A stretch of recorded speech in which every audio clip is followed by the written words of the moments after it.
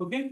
In India, financial institutions are broadly categorized into banking institution, okay, and non-banking. Non-banking सभी सुने, ठीक है? That is known as NBFC. इन्हीं को बोलते हैं NBFC. Okay. Non-banking financial companies. कभी सुना इनके बारे में? Like an example, NBFC का कोई example? Both are fulfill your financial requirement. Okay. Bank भी फुलफिल करेगी आपका फाइनेंशियल रिक्वायरमेंट एंड सेकंड क्या आपका एनबीएफसी. एनबीएफसी भी आपकी फाइनेंशियल रिक्वायरमेंट फुलफिल करेंगे. So what is the basic difference between bank and NBFC? क्या है? यस. यस. ठीक है. Both are fulfil your short term financial requirement. बार बार बोल रहा हूं, ठीक है. Bank and NBFC. एनबीएफसी को एग्जांपल किसी के मन पे? What is NBFC? Non-banking financial companies. Bajaj finance सुना है इसके बारे में?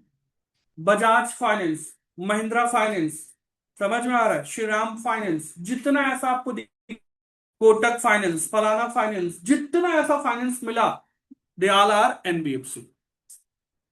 Okay. So what is the basic difference between them, banking and NBFC? First, कभी भी आपको कोई पूछे तो आपको समझ आना चाहिए, ठीक है. फर्स्ट क्या है आपका? Bank are regulated by RBI act 1934, but NBFC are regulated by company act, क्योंकि यहां पे वर्ड क्या है आपका? Company. Okay. Company act 2013. Okay. Bank are regulated by RBI act 1934, but NBFC is regulated by company act 2013. Clear है? First difference. Second क्या आपका? एक टर्म मैं आपको बता रहा हूं, यहां समझ लीजिएगा इस टर्म के बारे में. What is NDTL? कभी सुना है एनडीटीएल? एनीवन? कोई भी कुछ भी जानते बताइए बस, और नोट कर लीजिएगा नहीं जानते हैं तो. What is NDTL? NDTL that is known as banks total. Banks total, bank का जो टोटल अमाउंट है, that is NDTL. Okay. And net demand and time liability, ये सुना होगा आपने, net demand and time liability. Okay. What is the meaning of NDTL? Net demand and time liability. जो चीजें बता रहा हूं बहुत इंपॉर्टेंट है, फिर बता रहा हूं, ठीक है. इसको इजी वे में हल्के मत लीजिएगा, ठीक है. ये सब बहुत बेसिक चीज है. The banks total known as NDTL. Okay. Net demand and time liability. That means the bank have two types of liability. Okay. First, demand liability and the second one is time liability. मतलब bank का जो पैसा वो bank का लीजिए, ठीक है. A kind of liability. The first one is demand liability and the second one is time liability. ये clear है? Demand and time liability. What is demand liability? Anyone? Current account, saving account. समझ में आ रहा है? जो कुछ भी आप करंट अकाउंट या सेविंग अकाउंट में डिपॉजिट करते हैं, दैट इज डिमांड डिपॉजिट और डिमांड लाइबिलिटी. मतलब अभी आपने क्या किया, अपने सेविंग अकाउंट में 1 लाख रुपए डिपॉजिट किए. समझ में आ रहा है? और नेक्स्ट, जैसे आप बैंक में डिपॉजिट करके बाहर आए, आपको लगा कि नहीं पैसे की जरूरत है, और आप अंदर गए और आपने तुरंत डिमांड किया and bank is liable to pay back. समझ में आ रहा है? That is demand liability. मेरी बात समझ में? लेकिन सेकंड कंडीशन ये हो सकती है कि आप उसी 1 लाख रुपए को बैंक में डिपॉजिट किया, लेकिन आपने उनसे क्लियर कट कह दिया कि मुझे ये पैसा एक सर्टेन टाइम के बाद चाहिए. समझ में आ रहा है? बैंक ने आपको एक ऑप्शन दिया, अब इस पैसे को एफडी कर लीजिए. एफडी सुना है ना? एफडी कर लीजिए. एफडी या आप रिकरिंग डिपॉजिट में इसको क्या कर लीजिए, डिपॉजिट कर लीजिए. आरडी, या आप कोई बॉन्ड परचेस कर लीजिए, ठीक है. कोई भी बॉन्ड परचेस कर लीजिए. Clear? So bank is liable to pay back but after a period of time. समझ में आ रहा है? So bank have two types of liability. Clear? उसका खुद का पैसा नहीं है बैंक का, वो सारे पैसे किसके हैं? कस्टमर्स के हैं, लगभग लगभग। Clear? First demand liability and the second one is time liability. Demand liability में क्या कंसिडर करना है? Complete current account and saving account deposit जितने भी हैं। समझ में आ रहा है कि मैं ही समझ रहा हूं सारा चीज? क्लियर है? सो बैंक्स टोटल क्या हो गया आपका? एनडीटीएल। ठीक है? अब यहां पे आइए, ये सारी चीजें क्यों बताएं? यस। तो जो बैंक प्रॉफिट जनरेट करता है वो एनडीटीएल में नहीं आएगा? वो एनडीटीएल में नहीं आएगा। एनडीटीएल का मतलब वो क्या हो सकता है? जैसे देखिए, लाइबिलिटीज तो टू टाइप्स की है, बट जो प्रॉफिट जनरेट कर रहा है उस पे कंप्लीट वो अपनी फंक्शनिंग को ऑपरेट करेगा। मतलब वो क्या करेगा? फ्यूचर के लिए इन्वेस्टमेंट करेगा। समझ में आ रहा है? वो अपने जितने भी एम्प्लॉयज वगैरह हैं उनको सैलरी पे करेगा। तो कंप्लीट जो बैंक्स की फंक्शनिंग है वो उसके प्रॉफिट पे डिपेंड करता है। समझ में आ रहा है? ठीक। अब इधर आइए, अब बैंक एंड नॉन बैंक में सबसे फर्स्ट बेसिक डिफरेंस है कि banking institution, all the banks, doesn't matter private और government bank, regulated by RBI act 1934। Clear? But NBFC, अभी मैंने बताया एग्जांपल कितने हो गए? आपने बहुत सारा सुना है, Bajaj finance, Ram finance, Mahindra finance, ये सब भी आपकी फाइनेंशियल नीड को फुलफिल करते हैं कि नहीं करते? करते हैं। अगर आपकी फाइनेंशियल रिक्वायरमेंट शॉर्ट टर्म के लिए है कि आपको कोई बाइक फाइनेंस करानी है, आपको कोई कार फाइनेंस करानी है, और अगर बैंक्स नहीं कर रहे हैं, तो उस कंडीशन में आपके पास चांस होता है कि आप किसके पास जाकर के कर सकते हैं? एनबीएफसी। थोड़ा रेट ऑफ इंटरेस्ट ज्यादा लेते हैं, यही होता है ना, आपने यही सुना होगा। बट बेसिक डिफरेंस है कि NBFC, non banking financial companies, regulated by company act 2013। Clear? दूसरा, ये जो आपका बैंक्स हैं, बैंक्स आपके चेक इशू करते हैं। चेक सुना है ना? चेक इशू करते हैं। ठीक है? बट एनबीएफसी चेक इशू कभी नहीं करेगा। कभी किसी ने देखा है सर राम फाइनेंस का चेक, ठीक है, बजाज फाइनेंस का कोई भी चेक, तो चेक इशू नहीं करेगा। पहला चीज। ठीक है? नोट कर लीजिएगा। ठीक है? थर्ड, थर्ड बेसिक डिफरेंस क्या है आपका? ये जैसे आपकी एनबीएफसी की कई कैटेगरीज, जैसे एनबीएफसी की बेसिकली टू कैटेगरीज के बारे में बता रहा हूं, NBFC D and NBFC ND. NBFC D and NBFC ND. D मतलब क्या हो गया? Non banking financial companies, depository, जो डिपॉजिट लेंगी। एंड एनडी मतलब क्या हो गया? नॉन डिपॉजिटरी, मतलब ये डिपॉजिट नहीं लेंगे किसी भी फॉर्म। अरे क्लियर?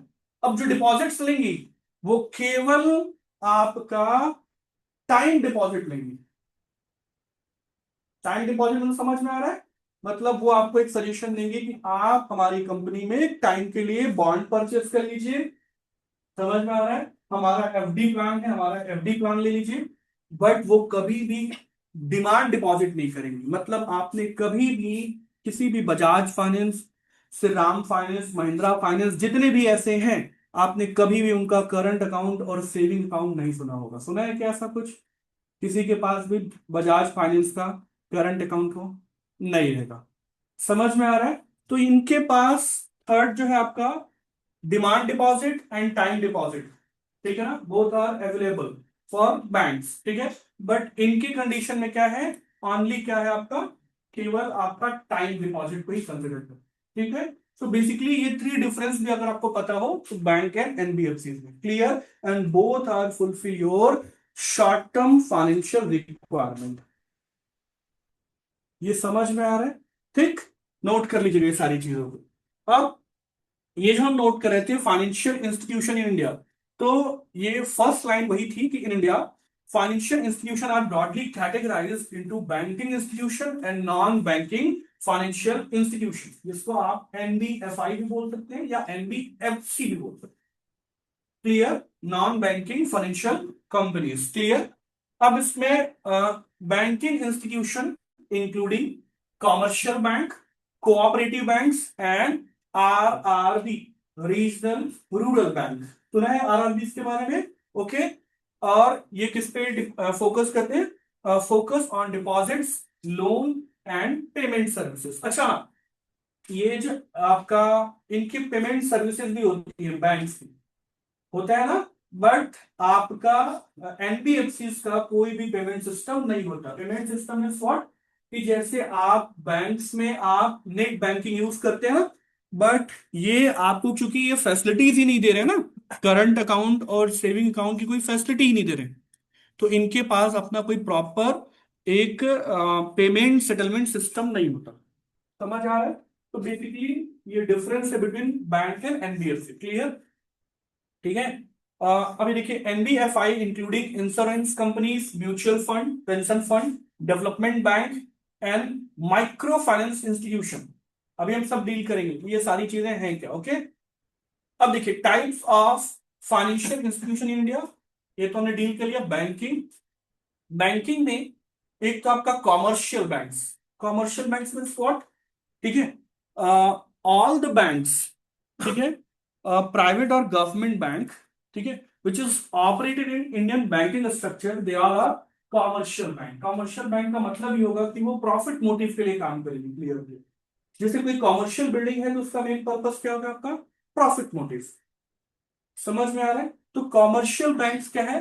जैसे like public bank, private banks. अभी total number of public bank कितने हैं आपका? पब्लिक बैंक मतलब समझ में आ रहा है ना, गवर्नमेंट बैंक। कितने हैं तो अभी at present total number of public और गवर्नमेंट बैंक कितने में? ठीक है, याद रखना ये नंबर, ये बेसिक बेसिक सा क्वेश्चन ना। अभी एट प्रेजेंट कितने आपका? 12। कितने हैं टोटल नंबर ऑफ गवर्नमेंट और public sector bank in India? अभी एट प्रेजेंट कितने आपका? 12। ठीक है। 2013 जब प्राइम मिनिस्टर मनमोहन सिंह थे तो इसका नंबर था 27। समझ में आ रहा है? जब प्राइम मिनिस्टर कौन थे आपका? मनमोहन सिंह थे, बिफोर 2014। ठीक है, नंबर कितने आपका? Total number of public sector bank कितने आपका? 27। बट एट प्रेजेंट कितने आपका इसका नंबर? ओनली 12। समझ में आ रहा है? अब ये क्यों हुआ है? क्योंकि मर्जर्स हुआ है बैंक का।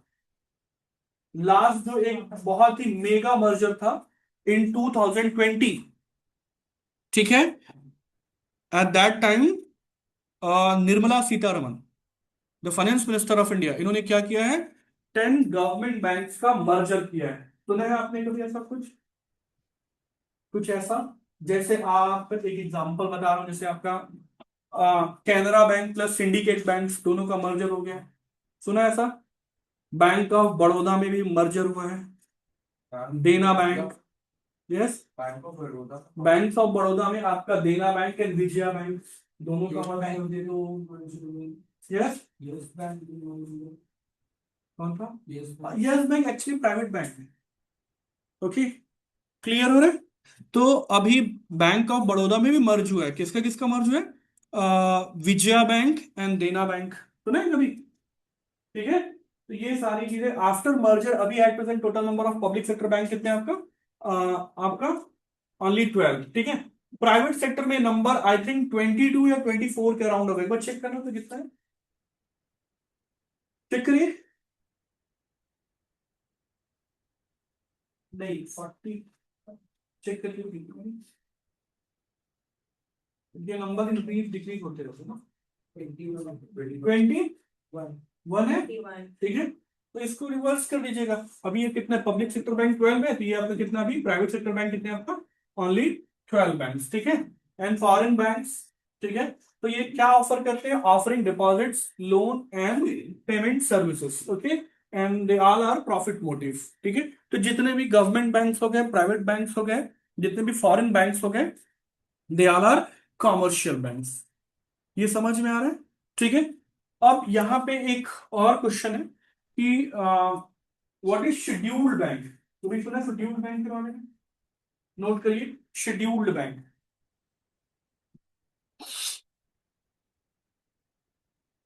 What is scheduled bank? Scheduled bank क्या होते हैं आपका? यस, लिखिए, all the banks operated in, all the banks operated in Indian banking structure,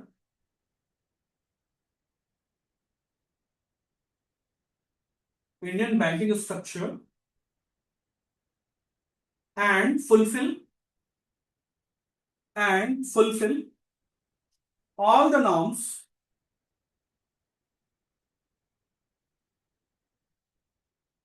and fulfill all the norms which is mentioning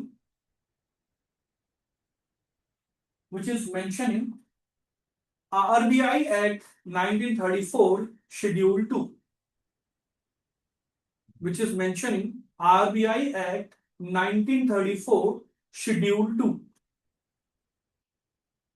समझ में आ रहा है? कोई भी बैंक अगर आरबीआई एक्ट 1934 का शेड्यूल 2, समझ में आ रहा है, उसमें एक प्रॉपर कैटेगरी है शेड्यूल 2, समझ में आ रहा है, अगर उसके सारे नॉर्म्स को फुलफिल करता है तो आरबीआई उसको एक स्टेटस देता है, कौन सा? Scheduled bank. ठीक है, and all the commercial banks are scheduled bank. याद रखिएगा, जितने भी कॉमर्शियल बैंक होते हैं they all are scheduled bank, क्योंकि आपको आरबीआई के नॉर्म्स को फुलफिल करना ही पड़े तभी आप ऑपरेट कर सकते हैं। Foreign norms. Specially foreign bank, yes, उनको भी मॉनेटरी पॉलिसी भी फुलफिल करनी पड़ती है। ठीक है, तो याद रखिएगा कितने, all the commercial banks are scheduled banks. Okay, clear है? नेक्स्ट टाइम कोऑपरेटिव बैंक्स क्या होते हैं आपका?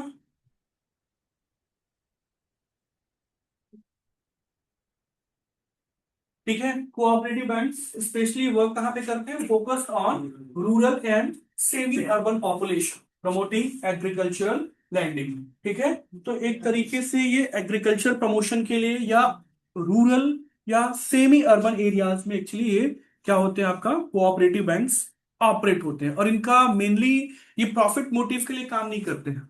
ठीक है, they are working for social welfare. समझ में आ रहा है? इनका मोटिव प्रॉफिट मोटिव नहीं है, इनका क्या है? सोशल वेलफेयर के लिए। जैसे कोऑपरेटिव बैंक्स रूरल एरियाज में जो रन होते हैं, वहां पे जो रूरल एरियाज में जो भी फार्मर वगैरह हैं वो अपनी, जो उनकी बहुत ही शॉर्ट टर्म फाइनेंशियल नीड है, ठीक है, जैसे उनको किसी को 10,000 की जरूरत है, किसी को 50,000 की जरूरत है, तो बहुत शॉर्ट टर्म नीड है ना। ठीक है, तो वो फुलफिल कहां पे होते हैं? आपका कोऑपरेटिव बैंक। समझ में आ रहा है? अ काइंड ऑफ कोऑपरेशन होता है। कोऑपरेशन मतलब इस तरीके समझिए, कोऑपरेटिव सोसाइटीज, सुना है कोऑपरेटिव सोसाइटीज के बारे में? जिसका सबसे बेस्ट एग्जांपल है इंडिया में अमूल दूध, सुना है? जो अभी एक ह्यूज स्केल पे काम कर रहा है, इवन इंडिया तो छोड़िए, बाहर भी एक तरीके से इसके प्रोडक्ट सेल होते हैं। क्लियर? तो ये कोऑपरेटिव सोसाइटीज मतलब समझ में आ रहा है कि मान लीजिए ये 10-5 लोग मिलकर के स्टार्टिंग में एक छोटी सी सोसाइटी बनाएंगे फॉर बिजनेस पर्पस। क्लियर? और फिर ये ऑपरेट करने लगे, और फिर ये अपने ही जो पैसे उन्होंने अर्न किए हैं उसी से एक छोटा सा एक फंड रेज कर लेते हैं। समझ में आ रहा है? फिर जिस भी जो भी मेंबर है उसके अगर फाइनेंशियल नीड है तो वो फुलफिल करते रहते हैं, और उस पे जो रेट ऑफ इंटरेस्ट चार्ज करते हैं वो बहुत थोड़ा सा चार्ज करते हैं। मेरी बात समझ में आ गई? तो मोस्टली जो कोऑपरेटिव बैंक्स हैं they all are operated by cooperative societies. समझ में आ रहा है? तो इनका मेनली फोकस किस पे होता है आपका? सोशल वेलफेयर के लिए, पब्लिक वेलफेयर के लिए। समझ में आ रहा है?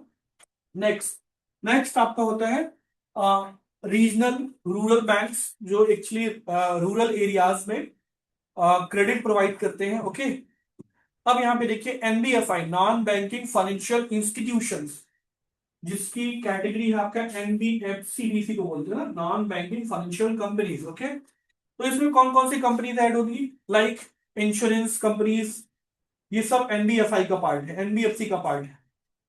समझ में आ रहा है? एग्जाम्पल मैंने आपको बता दिया, जैसे बजाज फाइनेंस का म्यूचुअल फंड आता है, या महिंद्रा का आता है, या किसी अलग अलग कंपनी का आता है। समझ में आ रहा है? ठीक है, तो इंश्योरेंस कंपनीज, म्यूचुअल फंड। ठीक है, जैसे आपका इसमें जो सबसे इंपॉर्टेंट, जैसे माइक्रो फाइनेंस इंस्टीट्यूशंस। ठीक है, माइक्रो फाइनेंस इंस्टीट्यूशन जैसे स्मॉल लोन्स प्रोवाइड करेंगे फॉर लो इनकम ग्रुप्स। जैसे माइक्रो फाइनेंस का सबसे बेस्ट एग्जांपल बताऊं, अ,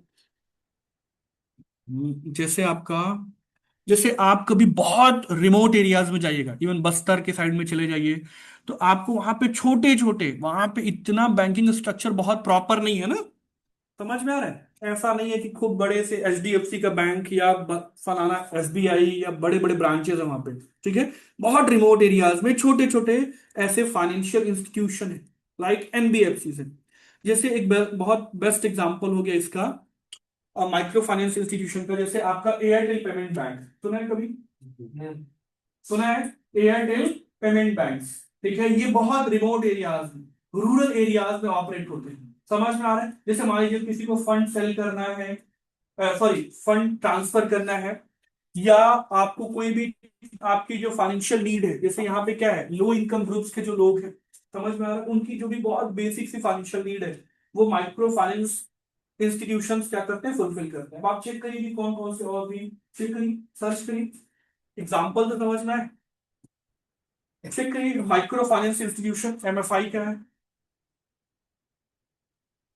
देखिए समझिए, तब तो आपको समझ में आएगा कि किसका पार्ट और क्या है। बंधन बैंक, या बंधन बैंक नहीं, बंधन फाइनेंस, बंधन फाइनेंस होगा ना। बंधन बैंक अलग हो गया, वो बैंकिंग स्ट्रक्चर का पार्ट हो गया, और बंधन फाइनेंस जो है वो एनबीएफसी। और क्या है जो बहुत फेमस, और कुछ एक आध? यस, ग्रामीण बैंक। और देखिए उज्जीवन, है ना, है उज्जीवन स्मॉल फाइनेंस बैंक। आरोहण फाइनेंशियल सर्विसेज, यस, आरोहण फाइनेंशियल ऐसे छोटे छोटे है ना, जो ये आपका किसका पार्ट है, माइक्रो फाइनेंस इंस्टीट्यूशन। एटलीस्ट दो चार आपको पता होने चाहिए, ठीक है। जैसे उज्जीवन, उज्जीवन स्मॉल फाइनेंस, ये बहुत फेमस है, ठीक है, तो नोट कर लीजिएगा। एटलीस्ट एमएफआई के बारे में एक दो एग्जांपल आपके माइंड में होना चाहिए। समझ में आ रहा है? ठीक है। फिर इसमें एनबीएफसी का ही पार्ट क्या होता है आपका, पेंशन फंड्स होते हैं। जैसे आपके पास, जैसे बहुत सारी एनबीएफसी क्या करती हैं, आपको पेंशन स्कीम्स प्रोवाइड करती हैं। समझ में आ रहा है? जो एक्चुअली ये जो प्राइवेट सेक्टर में वर्क कर रहे हैं, ठीक है, जिनकी रेगुलर इनकम नहीं है, उनके लिए भी ऐसी pension schemes government launch, sorry private institution जो है, प्राइवेट फाइनेंशियल इंस्टीट्यूशन जो है, वो लॉन्च करते हैं। तो ये सब काम कौन करते हैं आपका, एनबीएफसी। समझ में आ रहा है? Non banking financial companies, okay. अब बैंकिंग इंस्टीट्यूशन क्या है, कॉमर्शियल बैंक बता दिया, कोऑपरेटिव बैंक बता दिया, रीजनल रूरल बैंक, फिर आपका, ठीक है, म्यूचुअल फंड्स के सेक्टर में फाइनेंशियल इंस्टीट्यूशन। अब रेगुलेशन में देखिए, तो फर्स्ट आपका मैंने आपको बता दिया RBI, reserve Bank of India, ठीक है। कब स्टैब्लिश होगा आपका, 1 अप्रैल 1935, याद रखिएगा बहुत अच्छे से, ठीक है। और स्टार्टिंग का जो 2 ईयर है, from 1935 to 1937, the headquarter is in Kolkata, ठीक है, क्योंकि उस टाइम पे आपका कोलकाता कैपिटल तो नहीं था, कैपिटल जो कि 1912 तक ही था, ठीक है, बट कोलकाता एक तरीके से सेंटर पॉइंट था, ठीक है।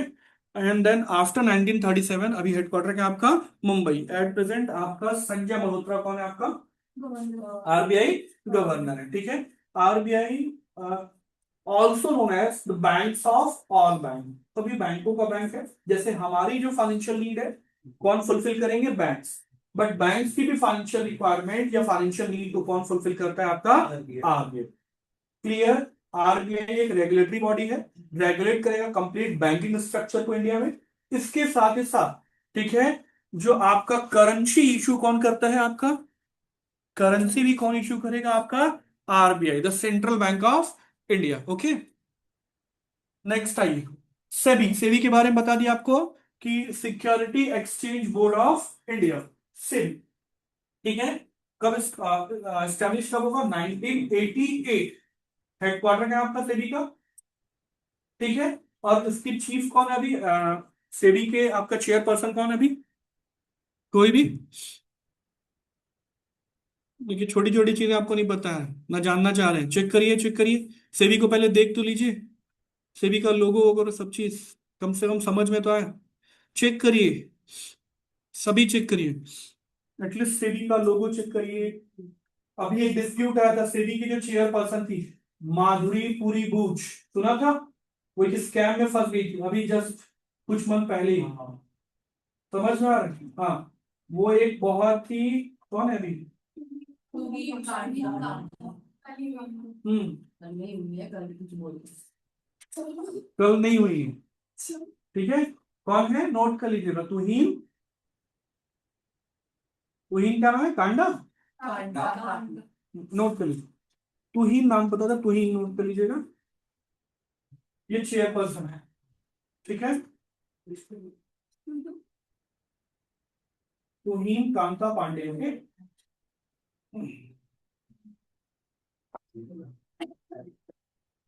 ठीक है। एंड संजय मल्होत्रा कौन है, RBI governor, okay. So what is IRDIA, सुना है कभी इसके बारे में? अच्छा, इसका हेडक्वार्टर देखा सेबी का, कहाँ पे है, मुंबई, नोट कर लीजिएगा। हेडक्वार्टर पता होना चाहिए सारी चीजों का, ठीक है, एटलीस्ट बेसिक है, बहुत बेसिक है, इकोनॉमिक्स में डील कर रहे हैं, ठीक है। व्हाट इज IRDAI, इसको शॉर्टकट में बोलते हैं एडा। क्या बोलते हैं आपका, IRDA, एक्चुअली ये पूरा है IRDA, ठीक है। इरडा बोलते हैं आपका, insurance regulatory and development authority of India, ठीक है। लेकिन अथॉरिटी तक भी बोलेंगे चलेगा, ठीक है।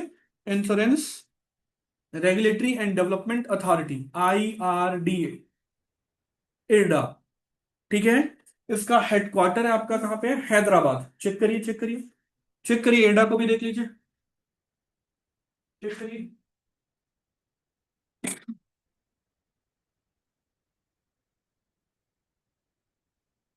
तुहीन को याद रखिएगा, तुहीन कांता पांडे अभी हैं जो आपका सेबी के चेयरपर्सन, ओके। हेडक्वार्टर चेक करिए इरडा का, कहां पर है, हैदराबाद है। और इसके चेयरपर्सन कौन है, अजय सेठ होंगे, है ना। नोट कर लीजिएगा, हैदराबाद, अजय सेठ, ठीक है। तो ये क्लियर हो गया। What is IRDA, insurance regulatory and development authority, headquarter is इन हैदराबाद, ठीक है। एंड चेयरपर्सन कौन है इसका, आपका अजय सेठ, क्लियर।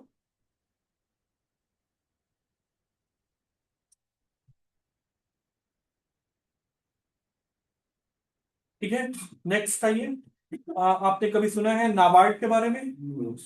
ठीक है, what is NABARD, national agricultural या national bank for agriculture and rural development, NABARD, note कर लीजिए इसको, ठीक है।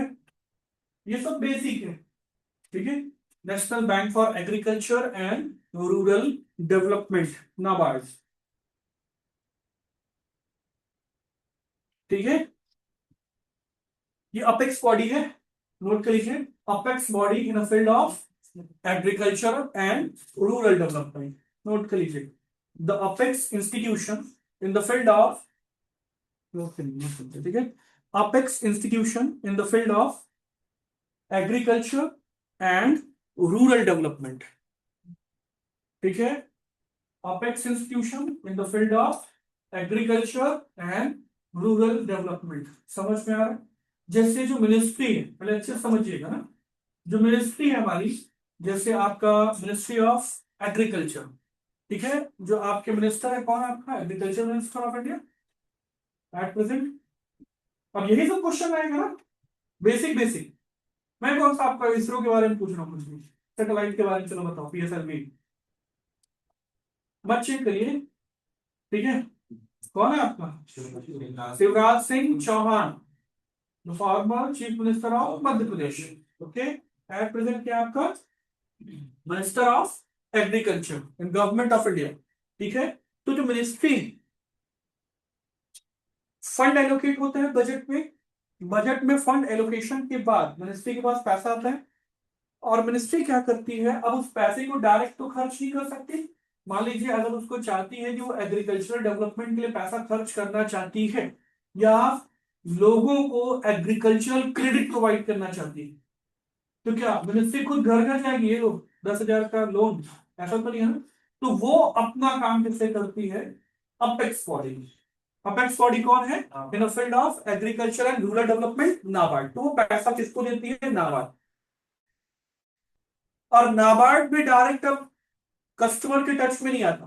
मान लीजिए किसी किसी फार्मर को अगर बहुत ही बेसिक नीड है, जैसे आपने सुना होगा केसीसी, को भी सुना है, किसान क्रेडिट कार्ड के बारे में, ठीक है, बहुत बेसिक नीड है, मतलब मान लीजिए उसको फर्टिलाइजर की रिक्वायरमेंट है, उसको सीड्स की रिक्वायरमेंट है, तो गवर्नमेंट ऑफ इंडिया क्या एलोकेट करती है, एक कार्ड इशू करती है, उसको बोलते हैं केसीसी, किसान क्रेडिट कार्ड।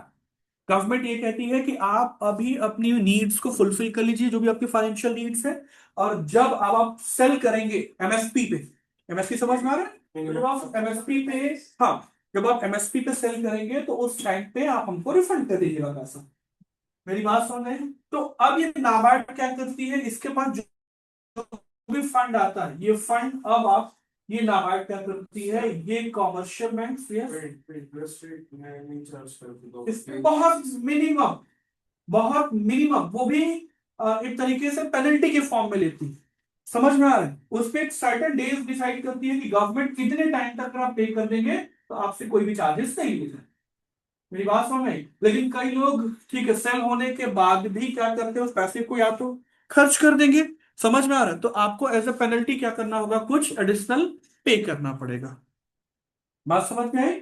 तो अब ये नाबार्ड क्या करेगा, जो भी फाइनेंस है वो कॉमर्शियल बैंक्स को ट्रांसफर करेगा, और कॉमर्शियल बैंक्स के थ्रू, क्योंकि कस्टमर डायरेक्ट किसके टच में आएंगे, कॉमर्शियल बैंक, कोऑपरेटिव बैंक्स, समझ में आ रहा है, जो आरआरबीज है उनके पास आएगा कस्टमर। तो ये सारा पैसा क्या है, वो डिसाइडेड है कि किधर फ्लो कराना है, मनी को फ्लो किधर कराना है, एग्रीकल्चरल सेक्टर के लिए फ्लो कराना है, इंडस्ट्रियल सेक्टर के लिए फ्लो कराना है, वो सारा पैसा डिसाइड करना है। मेरी बात समझ आई? तो वो सारा पैसा क्या करती है गवर्नमेंट, इसी के थ्रू जो भी फार्मर्स की नीड्स है वो फुलफिल करती है। समझ में आ रहा है? तो ये अपेक्स इंस्टीट्यूशन है in the field of agriculture and rural development, ठीक है। एस्टेब्लिश इन विच ईयर, तो नोट कर लीजिएगा, 12 जुलाई 1982, 12 जुलाई 1982 में स्टैब्लिश होगा। आप नोट नहीं कर रही हैं क्यों? या तो आ रहा है सब कुछ, आ रहा है ना? हाँ, ठीक है। 12 जुलाई 1982, इकोनॉमिक्स वाली है क्या? गुड, अभी पूछूंगा कुछ, हेल्प करिएगा मुझे, ठीक है। 12 जुलाई 1982, ठीक है। NABARD, national bank for agriculture and rural development, okay. अब व्हाट इज बेसल नॉर्म्स, कभी सुने इसके बारे में? कभी भी ऐसा सुना है? ठीक है, ये सारी चीजें बहुत एकदम बेसिक बेसिक चीजें बताऊंगा बस, कि आप कभी भी इन चीजों में दिक्कत मत हो। नोट करिए बेसल नॉर्म्स, नोट करिए।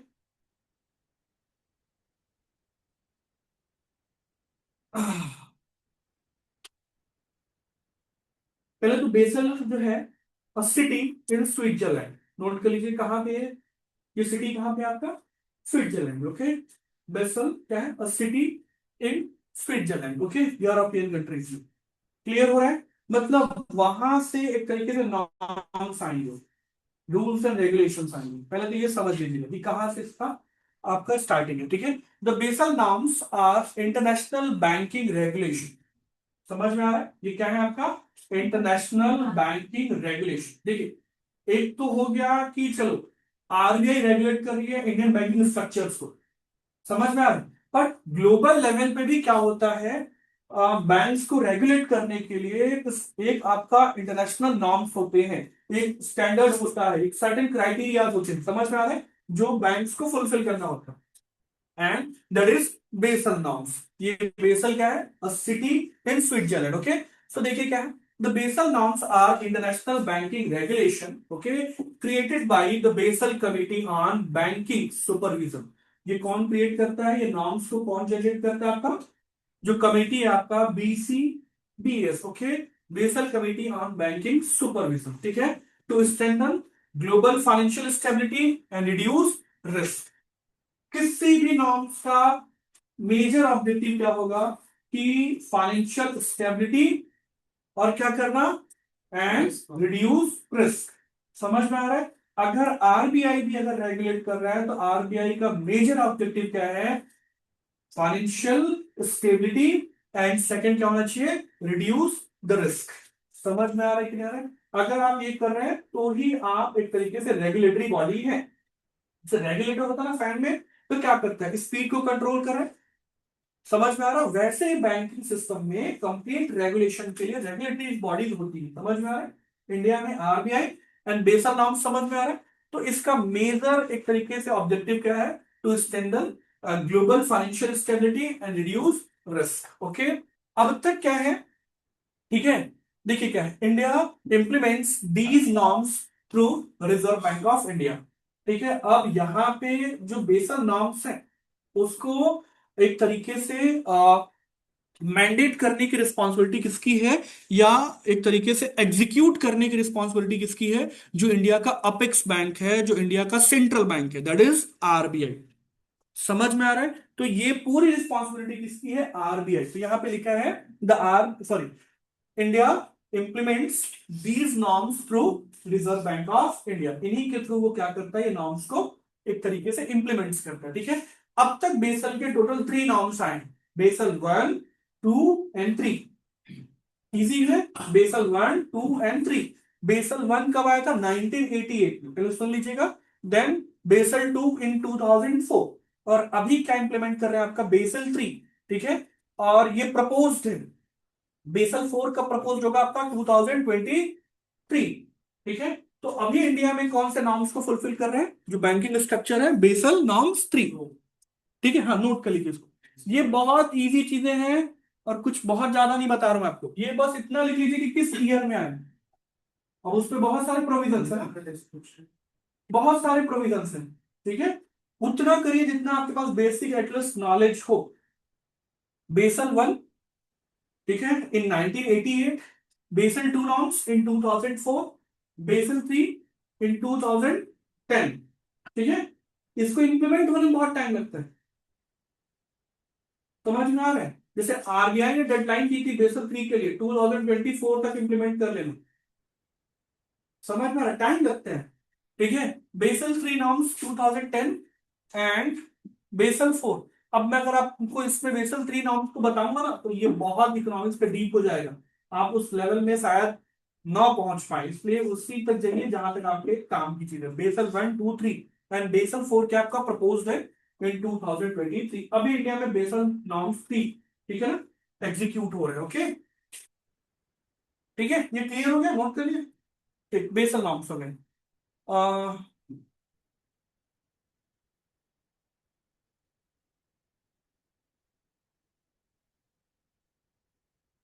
फाइनेंशियल इंक्लूजन, ठीक है, नोट करिए financial inclusion. What is the meaning of financial inclusion?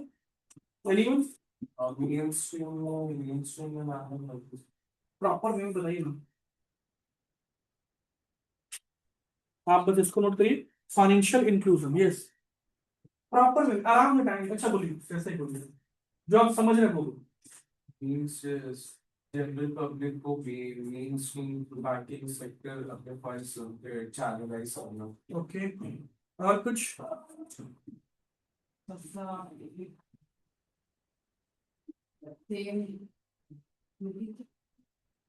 Equity, equity वाली चीजें कहाँ से होती है? किस टर्म में इक्विटी मतलब? पे लाना। इक्वालिटी, अच्छा, और कुछ? सबको फाइनेंशियल इंस्टीट्यूशंस क्रेडिट का एक्सेस है। ठीक है, और कुछ? नोट करिए सिंपल वे में, फाइनेंशियल इंक्लूजन। अच्छा देखिए, फाइनेंशियल इंक्लूजन का सबसे बेस्ट एग्जांपल इंडिया में अगर है कोई, अगर आप बताना चाहें किसी को, तो वो है आपका जनधन अकाउंट्स। सुना था कभी? जनधन अकाउंट 2014 में प्राइम मिनिस्टर बनेंगे, first time prime minister Modi ji. समझ में आ रहा है? और उन्होंने एक स्कीम लॉन्च किया, दैट इज जनधन अकाउंट। सुना है ना आपका? जीरो बैलेंस अकाउंट के बारे में सुना था, जनधन अकाउंट्स के बारे में? That is the best and biggest example of financial inclusion. क्या मतलब होता है फाइनेंशियल इंक्लूजन? एकदम सिंपल में बताना हो, आप दोनों लोग सही थे, नोट कर लो। ठीक है, व्हाट इज फाइनेंशियल इंक्लूजन?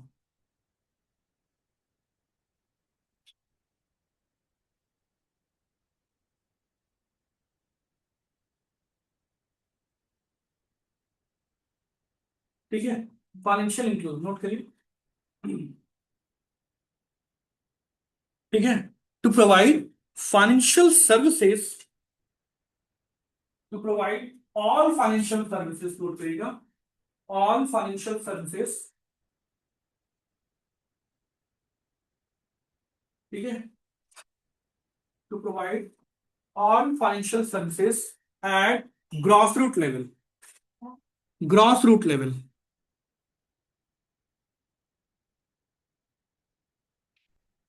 समझ में आ रहा है? ग्रॉस रूट लेवल पे एकदम निचले स्तर पे क्या प्रोवाइड करना, मतलब ज्यादा से ज्यादा लोगों को फाइनेंशियल सर्विसेज प्रोवाइड करना। जैसे अभी जो मैंने कहा ना कि the best and biggest example of financial inclusion, ठीक है, that is Jan Dhan scheme, Jan Dhan योजना इन 2014। नोट कर लीजिएगा, ये सबसे बेस्ट एग्जांपल।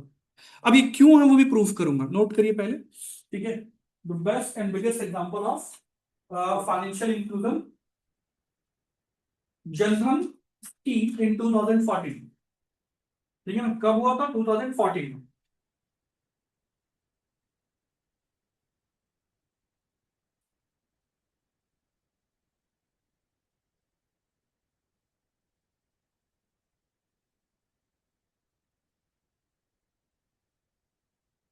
कब हुआ था? 2014 में। क्लियर है? यस। ठीक है। तो क्या है आपका जनधन स्कीम? अब इसमें क्या था जनधन स्कीम में, आपका जो भी आपकी फाइनेंशियल सर्विसेज है वो ग्रॉस रूट लेवल पे सप्लाई की गई। मतलब क्या कि जीरो बैलेंस पे अकाउंट ओपन किए गए। मतलब जो भी ग्रॉस रूट लेवल पे, जो भी रूरल एरियाज में, रिमोट एरियाज में रहने वाले लोग हैं, एटलीस्ट उन तक financial services, banking services provide होते हैं। समझ में आ रहा है? यही मेजर इंटेंशन होता है किसका? आपका फाइनेंशियल इंक्लूजन का। मतलब ये है कि जो भी उनके पास, जो भी उनकी सेविंग्स है, वो एटलीस्ट वो अच्छी जगह या प्रॉपर वे में रख पाए बैंकिंग स्ट्रक्चर का। प्लस इसके साथ साथ उनको जैसे आपका अगर इन्वेस्टमेंट करना है नियर फ्यूचर में, या they know about the mutual fund, ठीक है, और क्रेडिट के बारे में, मतलब क्रेडिट भी अगर उनकी नीड है, कोई शॉर्ट टर्म क्रेडिट की नीड्स है, तो भी फुलफिल हो पाए। समझ में आ रहा है? तो सबसे बेस्ट एग्जांपल क्या था फाइनेंशियल इंक्लूजन का? आपका जनधन स्कीम। ओके। अब इस पे देखिए, जैसे आपका प्रधानमंत्री जनधन योजना, अभी मैंने कहा ना कि प्रधानमंत्री जनधन योजना, ठीक है, ये आई थिंक 2014 में जनधन, आई थिंक हाँ, डेट 2014 है, चेक करिए तो 2014 में कौन सा डेट है। क्योंकि उसी साल, सेम ईयर, 2 अक्टूबर 2014 को प्राइम मिनिस्टर ने लॉन्च किया था स्वच्छ भारत मिशन। 2014 डेट क्या है? हाँ, अगस्त 28, 15 को अनाउंसमेंट करेंगे, ठीक है, एंड 13 डेज, मतलब 28 अगस्त, ठीक है, 2014 को लॉन्च हुआ था। ठीक है। क्या? जनधन या प्रधानमंत्री जनधन योजना, ठीक है, जनधन स्कीम, ठीक है, ये सबसे बेस्ट एग्जांपल है, आपको पता होना चाहिए, ठीक है। और जैसे जन सुरक्षा स्कीम, रूरल क्रेडिट प्रोग्राम्स, ठीक है।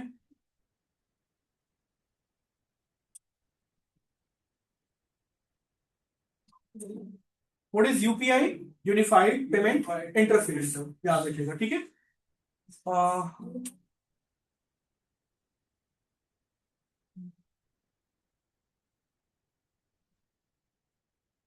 ठीक है, रोल क्या है आपका आरबीआई का? Regulates the monetary system. Monetary system समझ में आ रहा है? मॉनेटरी पॉलिसी वगैरह, ठीक है। Issue currency, manage foreign exchange and ensure financial stability. Okay. फिर फंक्शन हो गए, नाबार्ड भी बता दिया मैंने आपको, 12 जुलाई 1982।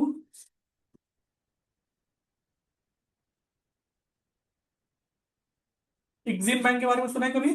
Export and import bank, note कर लीजिए इसको, ठीक है ना, export and import bank, EXIM bank.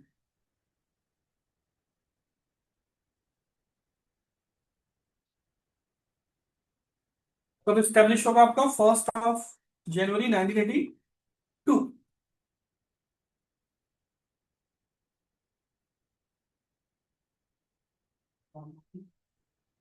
1 जनवरी 1982। अच्छा, मैंने आपको इन्फ्लेशन और रिसेशन के बारे में बताया कि नहीं आपको? आपकी कोई क्लास उस पे? हम्म, बताया आपको सबको। हम्म,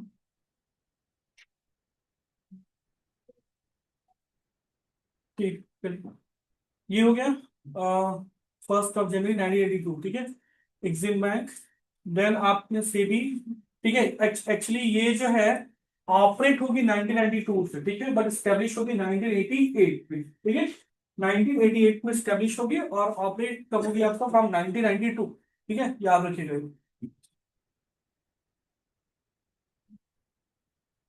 सिडबी सुना है कभी? सिडबी नोट कर लीजिए, small industrial development bank of India. Note करिए, नोट करिए,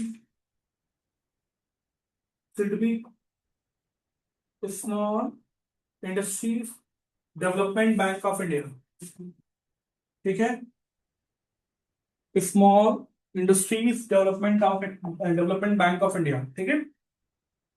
और you know about the MSME, सुना है? एमएसएमई, एमएसएमई, ठीक है, micro small medium enterprises act, ठीक है, एमएसएमई एक्ट, ठीक है, ये कब आएगा आपका, 2005, ठीक है, एमएसएमई एक्ट 2005, ठीक है, 2005 या 2006, एक बार चेक करिए तो 2006 या 5 होना चाहिए, चेक करिए, चेक करिए तो ठीक है ना, क्योंकि फोर्स में आएगा 2006 में, हाँ 2006 ही लेगा, क्योंकि फोर्स में आएगा आपका 2006 में, एमएसएमई 2006, ठीक है, नोट कर लीजिए, 2006, micro small medium enterprises act 2006, okay. तो ये स्मॉल इंडस्ट्रीज जो है इनके डेवलपमेंट के लिए कौन सी होता है आपका, सिडबी, ठीक है ना, small industries development bank of India. MSME act के अंदर मैंने अपना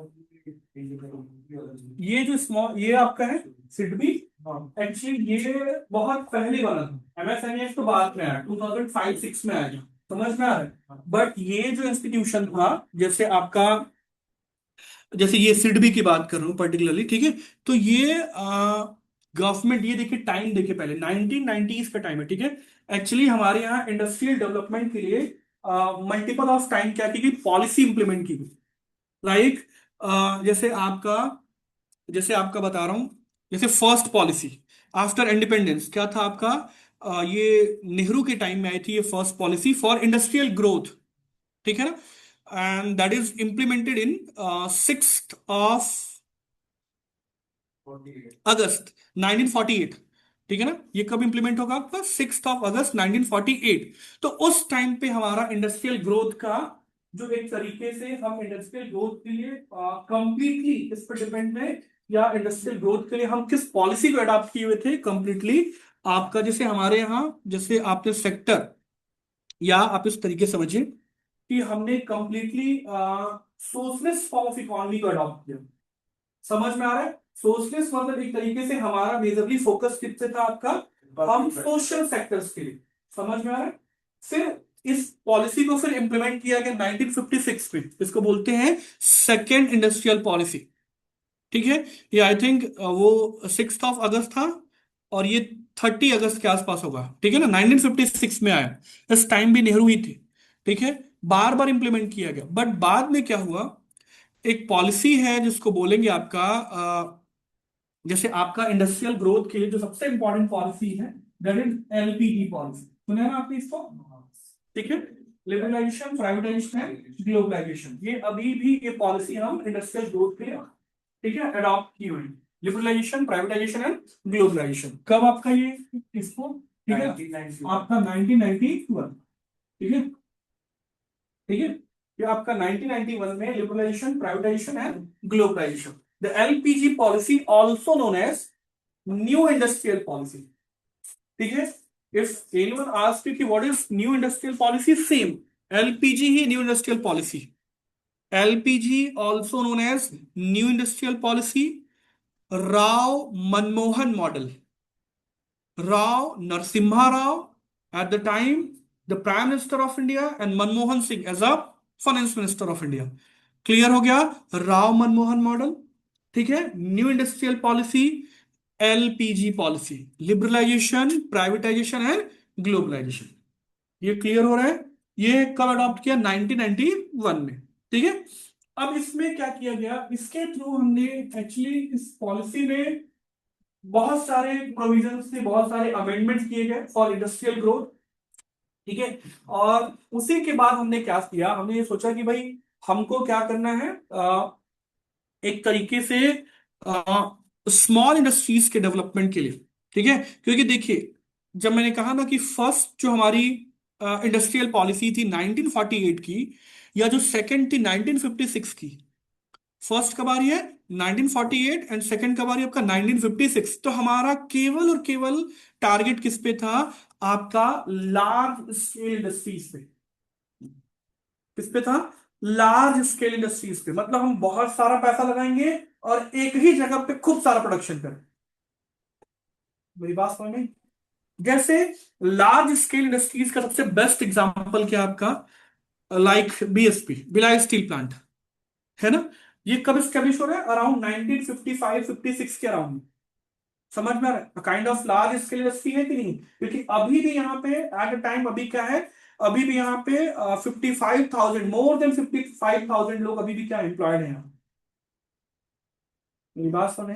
तो एक प्लेस पे आप क्या कर रहे थे, एक लार्ज स्केल इंडस्ट्रीज को प्रमोट किया during the first and second industrial policy. But उसके बाद हमको समझ में आया, रियलाइज हुआ कि नहीं, हमको इससे क्या होगा कि एक तो रीजनल अनस्टेबिलिटी की कंडीशन आएगी, है ना? अब मान लीजिए छत्तीसगढ़ में बीएसपी या भिलाई में आपने अगर बीएसपी स्टेब्लिश कर दिया, मतलब वहां तो ग्रोथ होगा, वहां की सराउंडिंग में ग्रोथ होगा, बट जो अदर रीजन्स हैं वो पीछे हो जाएंगे। तो फिर हमने टारगेट किया कि हम स्मॉल स्केल इंडस्ट्रीज को भी प्रमोट करेंगे।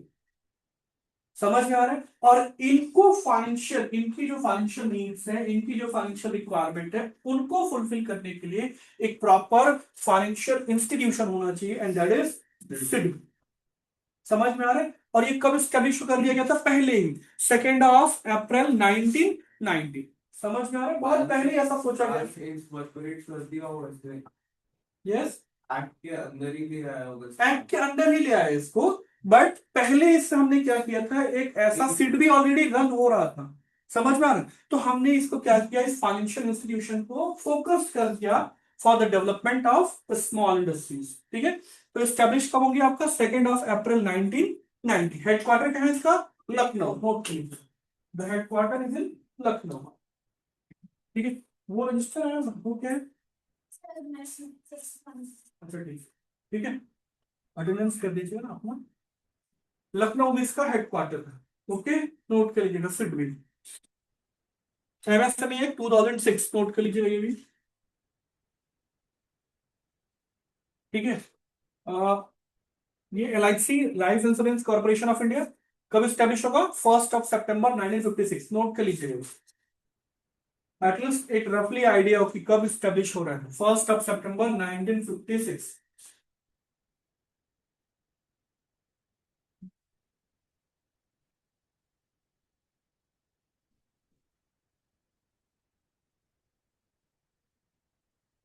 ठीक है। फिर एक मिनट, एक मिनट। हाँ, very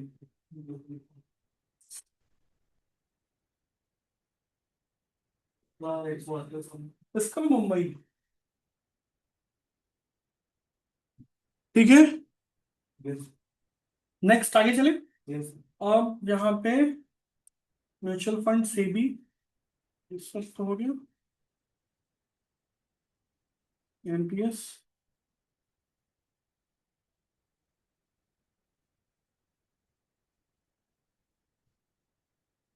अच्छा, ये आपके जो आपके इंटरनेशनल फाइनेंशियल इंस्टीट्यूशंस हैं, लाइक आईएमएफ। ठीक है ना? ये देख लीजिए इसमें आईएमएफ के बारे में। इंटरनेशनल मॉनेटरी फंड, नोट करिए। अब नोट करिए इंटरनेशनल, क्या इंडिया में, एक मिनट और ना रुक जाइए, इंटरनेशनल पे जाने से पहले थोड़ा सा, एक सेकंड, थोड़ा सा बैंकिंग का कुछ कुछ और चीजें याद रखिए। ठीक है। देखिए,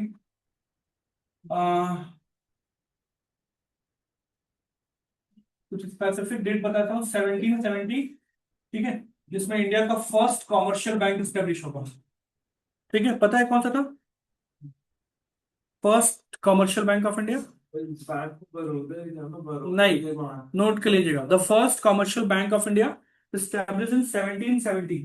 ठीक है, bank of bank of Hindustan, bank of Hindustan, that is the first commercial bank in India. ठीक है, ये ब्रिटिश पीरियड में ना 1717। ओके, फिर ओके, अब यहां पे देखिए 06, एरो देख लीजिएगा।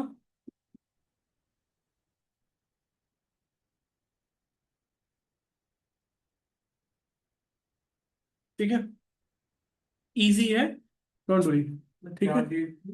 1971। बैंक ऑफ हिंदुस्तान, मैं the first commercial bank.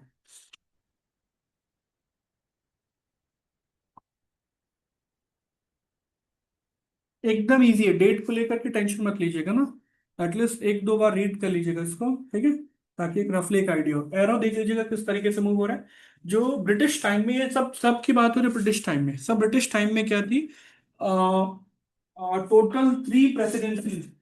Presidency मतलब समझते हैं, यहाँ पे रूल करते थे ब्रिटिशर्स। ओके, तो मेनली कौन कौन सी प्रेसिडेंसीज थी, बंगाल, बॉम्बे एंड मद्रास।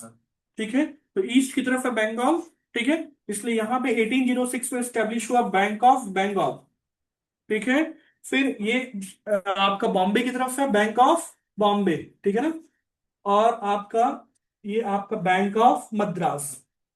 ठीक है, ये अलग अलग साइड में। ठीक है, एंड देन आप एरो ऊपर की तरफ है नॉर्थ की तरफ, तो 1865, ये सब 18 है ना, 18th सेंचुरी की बात हो रही है। 1865 इलाहाबाद बैंक अभी भी ऑपरेट हो रहा है ना, इतना पुराना ये, समझ में आ रहा है। एंड देन ये एरो देखिए किधर की तरफ है, पंजाब की तरफ, तो यहाँ पे कौन सा था आपका, पीएनबी, पंजाब नेशनल बैंक। अभी भी ऑपरेट हो रहा है, यस, समझ में आ रहा है। 6, 40, 43, 65, 94।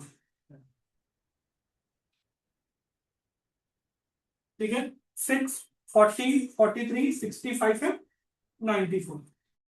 ठीक है, ये क्लियर है।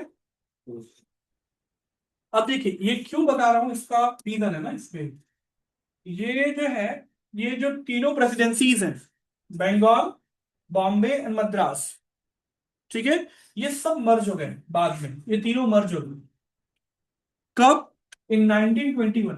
कब मर्ज हो गया आपका, 1921, and that is राजस्थान तो 1683 में स्टार्ट हो गया था। 1683 में। Bank of Madras 1843। ठीक है, पहले उसको अच्छे से डील कर लीजिएगा आप। ठीक है, अभी इसको नोट करिए, इंपीरियल बैंक 1921 में क्या हुआ, इंपीरियल बैंक। ठीक है ना, आफ्टर द मर्जर ऑफ सारे बैंक नहीं, सारे नहीं, bank of Bengal, Bombay and Madras जो प्रेसिडेंसीज में थी, इनका मर्जर हुआ in 1921, and that is known as Imperial Bank. ये कौन सा बैंक हो गया आपका, इंपीरियल बैंक। ये इंपीरियल बैंक इंपॉर्टेंट है, क्यों बता रहा हूं अभी बताऊंगा। इंपीरियल बैंक, ठीक है। अब 1934 में आरबीआई स्टेब्लिश हुआ, क्लियर ना। एंड आफ्टर इंडिपेंडेंस, ठीक है, आफ्टर 1947 क्या होगा, ये जितने भी प्राइवेट, जितने भी बैंक्स ऑपरेट हो रहे थे, इन सबका नेशनलाइजेशन स्टार्ट होगा।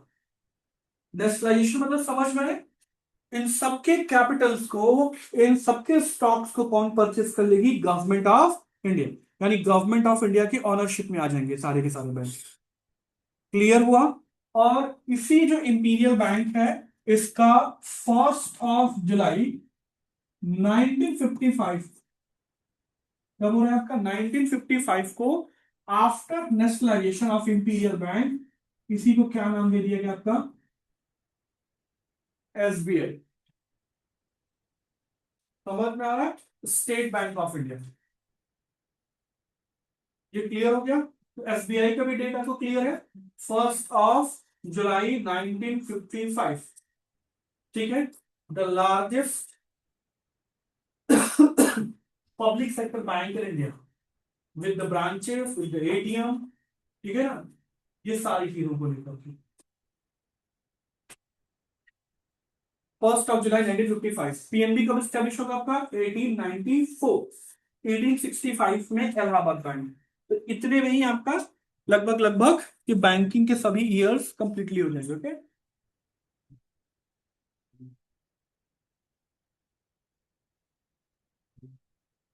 नेक्स्ट आइए। तो 1945 है ना? 1 जुलाई 1955।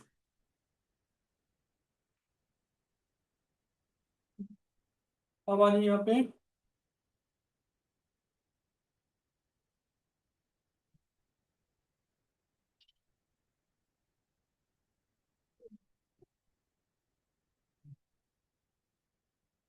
अब लिखिए इंटरनेशनल फाइनेंशियल इंस्टीट्यूशन, जो आपको जानने हैं।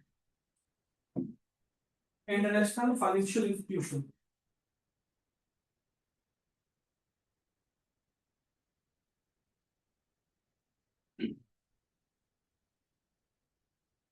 तो प्राइस क्यों नहीं बैंकिंग?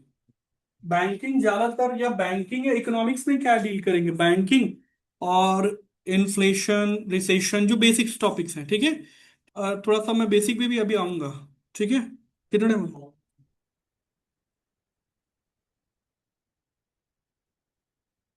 तो कहीं से भी, क्राइस्ट में तो कहीं से भी आएगा भाई उसमें। बेसिकली इसलिए मैं फोकस कर रहा हूँ कि आज की क्लास में हम इकोनॉमिक्स पे ज्यादा टारगेट करेंगे। समझ में आ रहा है? कुछ तो एटलीस्ट हो, ठीक है। इकोनॉमिक्स पे टारगेट करेंगे, देन नेक्स्ट क्लास में जैसे क्वेश्चन उस पे, जैसे जीके के ज्यादा क्वेश्चन रहते हैं, है ना। जैसे कोई क्वेश्चन बताइए जो भी मॉक दिए थे रिसेंट में।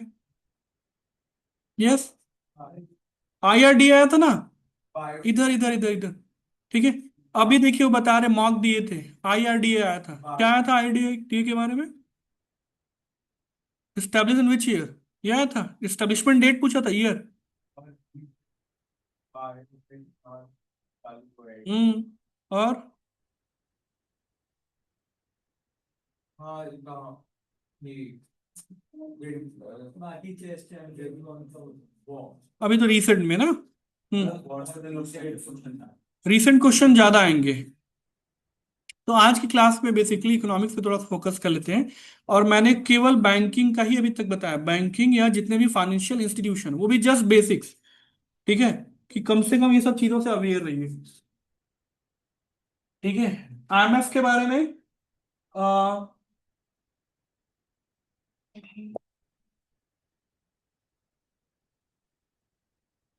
ठीक है। आ, लिखिए IMF.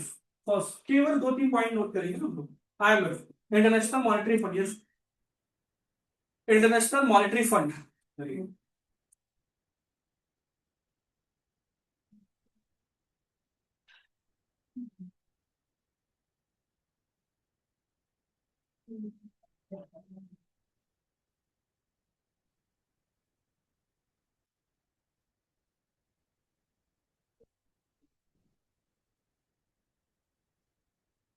What is IMF, International Monetary Fund?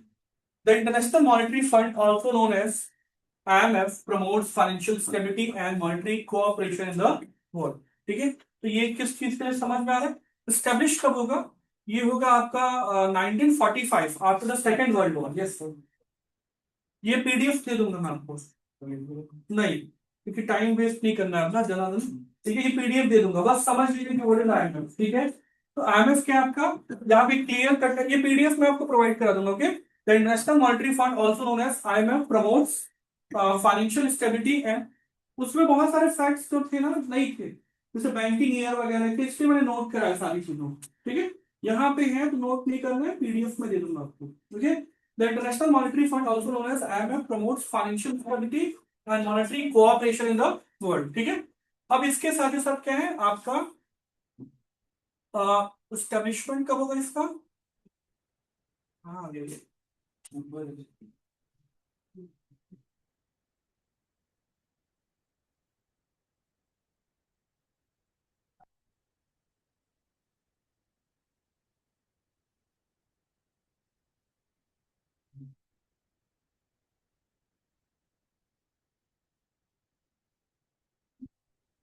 ठीक है।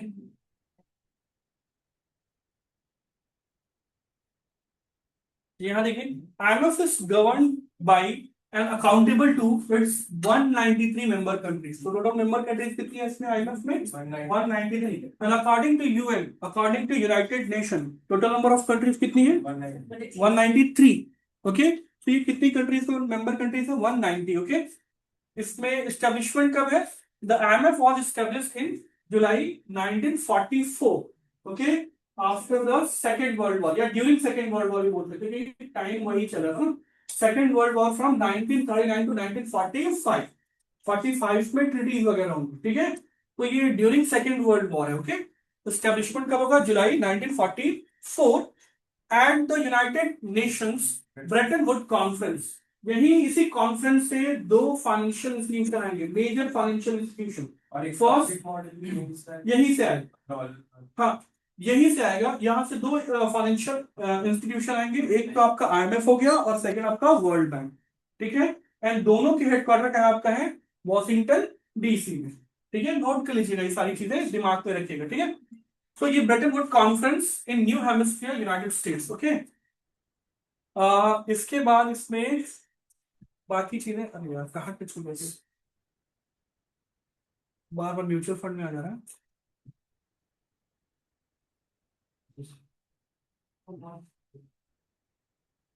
फिर आपका कौन कौन से रिपोर्ट रिलीज करता है?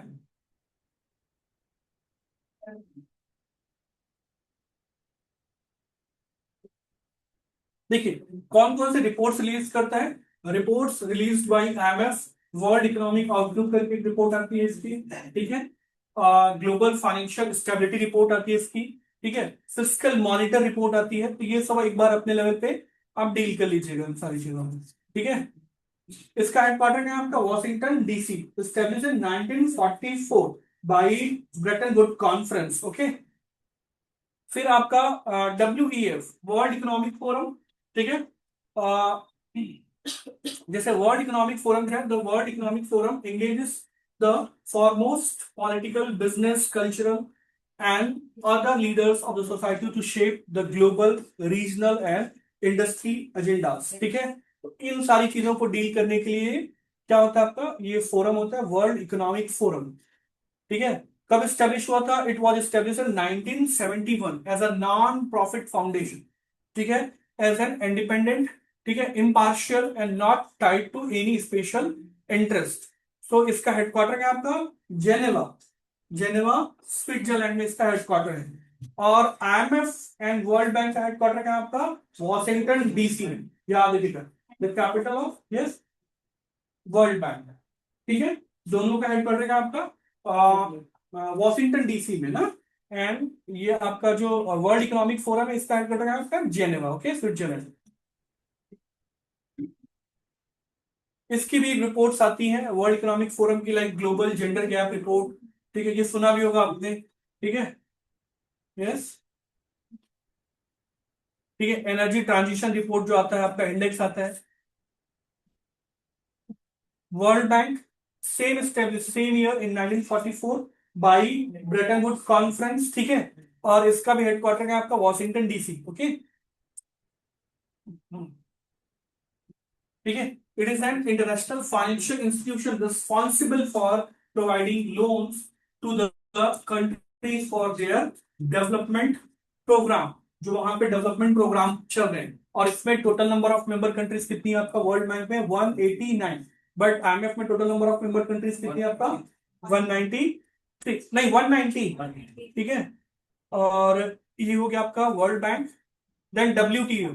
ठीक है ना, वर्ल्ड ट्रेड ऑर्गेनाइजेशन. पता है इसके बारे में, ट्रेड ऑर्गेनाइजेशन के बारे में. ठीक है,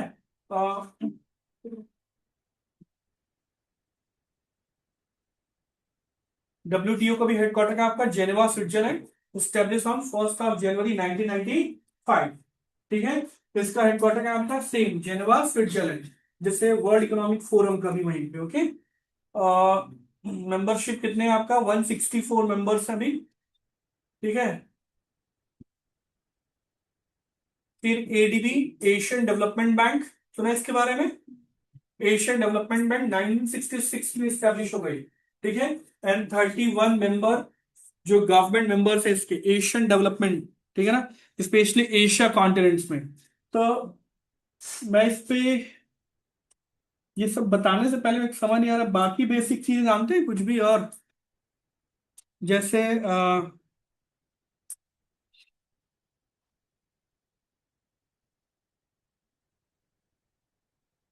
और क्या क्वेश्चन था आपका उसमें? ये इकोनॉमिक बताइए।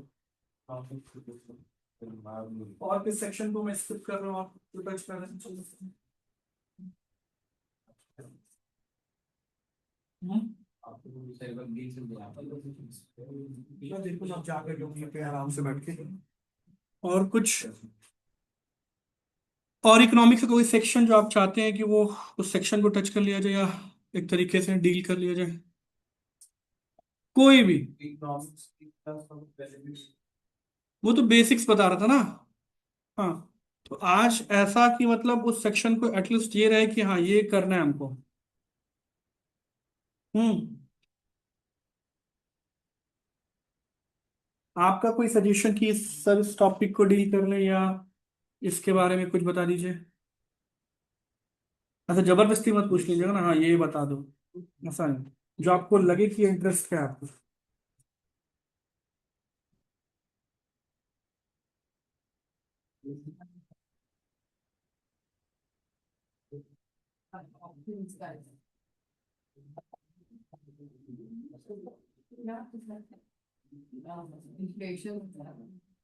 इन्फ्लेशन एंड रिसेशन के बारे में, व्हाट इज स्टैगफ्लेशन?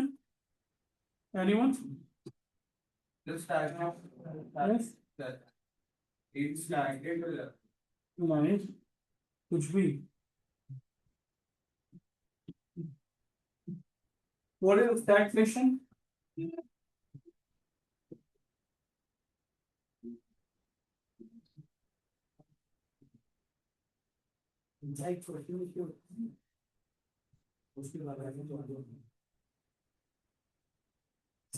देखिए यहाँ पे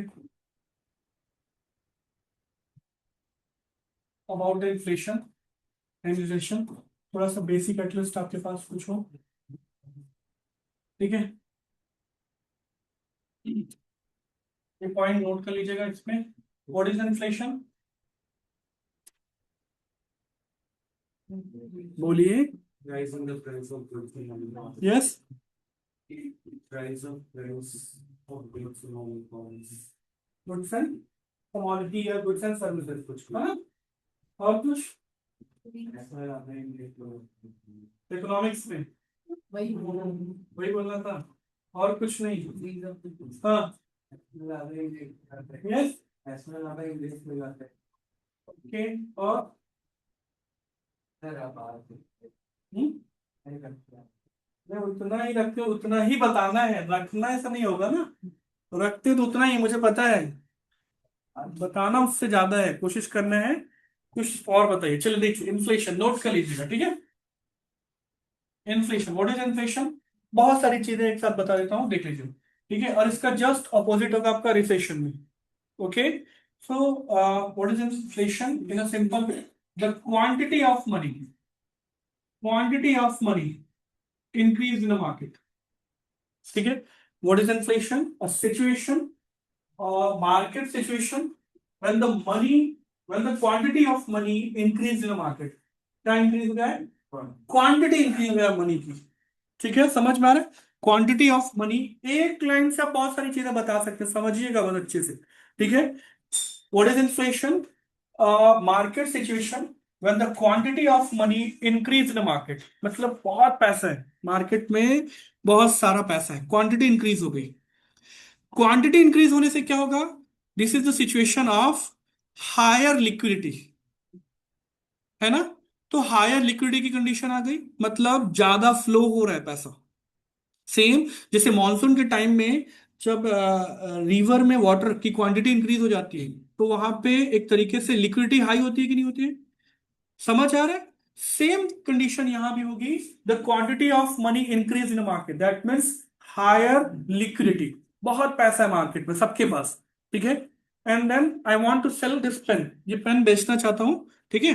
और प्राइस कितना है इसका, मान लीजिए 10 रुपीज, एग्जाम्पल समझने के लिए, ठीक है? तो एक तो हो गया quantity of money increase in market, second क्या है आपका? ये प्राइस तो इसकी एक तो क्लियर है कि सबके पास पैसा है, तो हो सकता है इसमें से कोई 11 12 15 तक भी परचेस कर ले इसको। तो इससे क्या होगा, तो प्राइस जो आपने बोला भी, price of goods and services, ये क्या होगी आपका, इंक्रीज होंगी, होंगी ना। और ऑफ कोर्स डिमांड इंक्रीज होगी, demand of goods and services, demand increase होगी तभी तो प्राइस हाइक होगा। ये क्लियर हो गया। फोर्थ, फोर्थ सिचुएशन क्या है आपका, ये क्लियर है, demand of goods and services, ये भी क्या होगी, हाइक होगी, क्लियर, इंक्रीज होंगी। अब नेक्स्ट देखिए, प्राइस हो गया, डिमांड हो गया, नेक्स्ट। बट इसमें एक चीज देखिएगा आपका, आपका ये value, value of money increase और डिक्रीज, डिक्रीज होगी, क्योंकि अब जो जो आपकी पेन की प्राइस जो पहले 10 रुपीज थी, अब वो इक्वल हो चुके हैं 12 रुपीज के, आप उतने में परचेस करें ना, so the value of money decrease. तो ये सारी चीजें मिलाकर भी आप एक साथ बोल सकते हैं, इन्फ्लेशन को बता सकते हैं, ठीक है। एंड देन रिसेशन, जस्ट इसको ऑपोजिट वाला सेक्शन क्या होगा आपका, रिसेशन, ठीक है। रिसेशन में क्या होगा, the quantity of money decrease in market, पैसा ही नहीं है मार्केट में, दैट मीन्स क्या है, लोअर लिक्विडिटी की कंडीशन है, शॉर्टेज ऑफ मनी। तो उस टाइम पे डिमांड भी डिक्रीज होगा, प्राइस भी, जैसे ये 10 रुपीज का था बट मुझे तो सेल करना है, तो मे भी हो सकता है कि मैं इसको आपको 8 रुपीज में सेल कर दूं। तो इसमें भी क्या होंगे, प्राइस जो होगी गुड्स एंड सर्विसेज की, वो आपका क्या होंगे, डिक्रीज होंगी, ठीक है। और वैल्यू ऑफ मनी क्या होगा, उसमें इंक्रीज होगा, क्योंकि अब जो पहले 10 रुपीज में आप पेन परचेस कर रहे थे, अब आप उसको कितने में परचेस कर रहे हैं, 8 रुपीज में, ठीक है। So that is the basic difference between inflation and deflation, ठीक है। तो यहाँ पे देखिए इन्फ्लेशन क्या है, इन्फ्लेशन इज बेसिकली 4 टाइप्स, कितने टाइप्स का होता है आपका, 4 टाइप्स का, ठीक है। अ, जैसे आपका जैसे आपका क्रिपिंग, रनिंग, सुना है कभी, creeping, walking, running and galloping. मतलब एक सिचुएशन होती है जब इन्फ्लेशन ठीक ठाक हल्का हल्का हो रहा है, मतलब हल्का हल्का इन द सेंस कि जो उसका इन्फ्लेशन रेट है वो कंट्रोल में है। फिर एक सिचुएशन आती है वॉकिंग की कंडीशन, जब थोड़ा तेजी तेजी से और चल रहा है। थर्ड कंडीशन है फिर रनिंग की कंडीशन, बहुत तेजी से भाग रहा है वो परसेंटेज ऊपर की तरफ। और फोर्थ होता है आपका गैलोपिंग की कंडीशन, जब बहुत तेजी से निकल चुका हाथ से। समझ में आ रहा है। So in in comparison of inflation and recession, सुन लीजिएगा, in comparison of inflation and recession which is better, inflation, in case, comparison के केस में बता रहा हूं ना, ठीक है। Inflation is much better than recession, ठीक है। क्यों, क्योंकि इन्फ्लेशन में एक तो डिमांड इंक्रीज हो रही है, और सेकंड एम्प्लॉयमेंट जनरेट होगा, होगा ना। बट रिसेशन की कंडीशन में अनएम्प्लॉयमेंट आएगा बहुत ज्यादा, क्योंकि डिमांड नहीं है, तो प्रोडक्शन करने की जरूरत नहीं पड़ेगी, और वहां पे अनएम्प्लॉयमेंट आएगा। समझ में आ रहा है। बट ये कब होगा, ये इन्फ्लेशन कब अच्छा होगा, जब एक ये सर्टेन लिमिट में होगा, दैट मीन्स जो इन्फ्लेशन रेट है, if the inflation rate in between 6 to 8%, अगर ये इसके बीच में है, ठीक है, तब तो ठीक है, किसी भी इकोनॉमी के लिए ठीक ठाक है, कोई बात नहीं, ग्रोथ भी हो रही है, इकोनॉमी में डिमांड भी इंक्रीज हो रहा है, समझ में आ रहा है, इससे इंप्लॉयमेंट भी जनरेट हो रहा है, if the rate of inflation in between 6 to 8%। मेरी बात समझ आई। लेकिन एक सिचुएशन ये भी हो जाती है जब जिसको बोलते हैं हाइपर इन्फ्लेशन, सुना है हाइपर इन्फ्लेशन की कंडीशन, नोट कर लीजिए हाइपर इन्फ्लेशन। ये हाइपर इन्फ्लेशन की कंडीशन क्या होती है भाई, ठीक है, when the inflation rate in triple digit, triple digit मतलब समझ में आ रहा है, मोर देन 100%, मोर देन 100%। क्यों बात कर रहे हैं, कुछ बता रहे थे, ठीक है। तो inflation rate in triple digit, that means more than 100%, ठीक है। तो ये कौन सी सिचुएशन आ जाएगी आपका, हाइपर इन्फ्लेशन, मतलब वहां पे इन्फ्लेशन कंट्रोल में ही नहीं है। समझ में आ रहा है। और ये सिचुएशन बहुत सारी मल्टीपल ऑफ कंट्रीज में हो चुकी है, कोई एग्जांपल बताएगा कोई भी, जैसे आपका साउथ अमेरिकन कंट्री वेनेजुएला, सुना है, वहां पे ये सिचुएशन कई बार आ चुकी है। अफ्रीकन कंट्रीज में मल्टीपल ऑफ टाइम ये सिचुएशन क्रिएट हो चुकी है। समझ में आ रहा है। सो व्हाट इज हाइपर इन्फ्लेशन, कभी भी पूछे कि what is hyper inflation, when the inflation rate in triple digit, that means more than 100%, समझ में आ रहा है? तो ये सिचुएशन क्या आपका हाइपर इन्फ्लेशन की, और इस सिचुएशन में लगभग लगभग इकोनॉमिक कोलैप्स होना 100% है। समझ में आ रहा है? लगभग लगभग कोलैप्स हो ही जाती है। क्लियर? अब मैंने एक चीज आपसे और पूछा था, व्हाट इज स्टैगफ्लेशन? स्टैगफ्लेशन क्या है आपका? ठीक है, नोट लीजिएगा। When the inflation and recession both are occur at the same time. ठीक है, स्टैगफ्लेशन की कंडीशन में क्या होगा? When the inflation and recession both are occur at the same time, मतलब एक टाइम पे दोनों सिचुएशन है। हाँ जी, पॉसिबल है। पॉसिबल कैसे है? ये एक तरीके से ये थियोरेटिकल सिचुएशन है। समझ में आ रही? ये थियोरेटिकल सिचुएशन है, मतलब अभी तक किसी भी कंट्रीज में ऐसी सिचुएशन आई नहीं स्टैगफ्लेशन की। बट एक थियोरेटिकल सिचुएशन है कि मार्केट में लिक्विडिटी भी बहुत हाई है। हाई लिक्विडिटी मतलब क्या हो गया? इन्फ्लेशन को शो करेगा, बट डिमांड नहीं है। उसके बाद भी डिमांड नहीं है। डिमांड नहीं है, डिमांड ना होना रिसेशन है। समझ में आ रहा है? और एक्सेस मनी क्या है आपका? इन्फ्लेशन। तो एक थियोरेटिकल सिचुएशन है आपका स्टैगफ्लेशन। समझ में आ रहा है? When inflation and recession both are occur at the same time, ठीक है, दैट इज स्टैगफ्लेशन।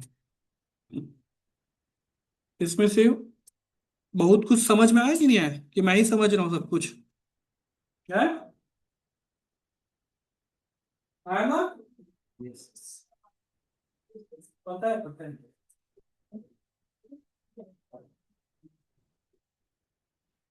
वो इसलिए बहुत ज्यादा समझ में आया क्योंकि आप लोगों ने इंटरेस्ट शो किया, जैसे कुछ लोगों ने। ठीक है, जितना ज्यादा इंटरेस्ट होगा उतना ही ज्यादा समझ में आएगा नहीं। और कुछ जो बताना है आपको?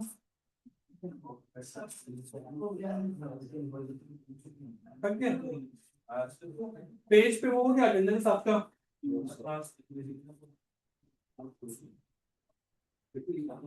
कोई एक आध तो क्वेश्चन? नहीं, जरूरी नहीं है कि जो मैं पढ़ा रहा हूँ उसी में से आ जाएगा। ठीक है, तो मैंने कहा इकोनॉमिक्स, इकोनॉमिक्स रिलेटेड कोई भी क्वेश्चन है उसमें? अभी जैसे उन्होंने बताया आईडीआरडी, तो वो तो मैं बताया वही आया। वर्ल्ड फर्स्ट ये आपका अभी के, ये करंट की चीज है। हाँ, तो वही मैं बता रहा हूँ कि देखिए, आप एक सिंगल क्लास में इकोनॉमिक्स का सब कुछ कवर अप हो जाए पॉसिबल नहीं है ना, बट जिन सेक्शंस को डील किया बहुत इंपॉर्टेंट है। तो फाइनेंशियल इंस्टीट्यूशंस जितने भी हैं मैंने उनको बताया, एटलीस्ट उनके बारे में तो अवेयर रहिए। क्लासरूम में तो बहुत सारे लोग इवन ये भी अवेयर नहीं थे कि who is the governor of RBI at present, है ना? नहीं थे ना? तो ये भी तो रियलिटी है, इसको भी तो एक्सेप्ट कर लीजिए। हम्म, ये भी तो एक्सेप्ट करिए। एक सिंगल क्लास में आप एक्सपेक्ट करेंगे कि नहीं ये हो जाए वो हो जाए, लेकिन पॉसिबल नहीं है। बट जो डील किया उसको प्रॉपर वे में डील करिएगा, ठीक है? एक बार रिपीट कर लीजिएगा, ये पीडीएफ आपको अवेलेबल हो जाएगा, ठीक? ताकि एक बार आप रिवीजन और कर लीजिएगा अच्छे से, ठीक है? और आपका जो जीके वगैरह पे होगा वो देख लेंगे एक बार कि क्या क्या और डील करा सकते हैं, ठीक है?